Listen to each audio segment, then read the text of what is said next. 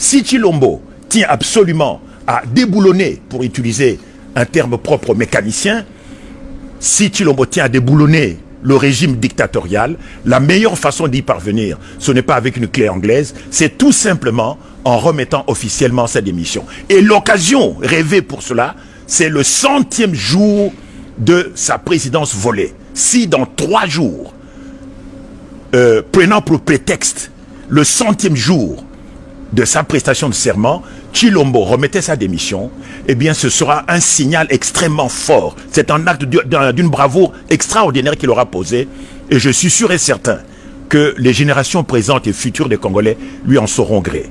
Voilà donc la preuve vantard et orgueilleux. Et dans la situation actuelle du Congo qui est occupée, nous avons besoin des gens qui sont vantards et orgueilleux comme des Baluba. Eh bien, que Tshilombo prouve qu'il est un vrai Moulouba, qu'il remette sa démission. Pourquoi? Parce que la présidence qu'il assume aujourd'hui, c'est une présidence de pacotille. C'est un président d'opérette de cirque. Même sa résidence officielle est une honte. Il doit voyager dans des avions commerciaux, dans des avions commerciaux. Je trouve que c'est une honte. Il est en train de se faire humilier. Il est ridiculisé par Joseph Kabila, le Tutsi rwandais.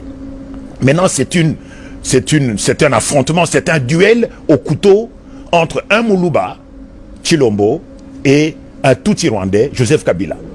Mais le Tutsi rwandais est un étranger.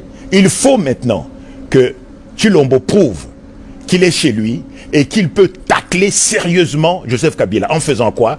En remettant sa démission. Car en ce moment-là, Kabila se retrouvera complètement mis à nu. Il sera à découvert. Parce que pour le moment, c'est Tshilombo qui lui sert de fusible, de cache-misère.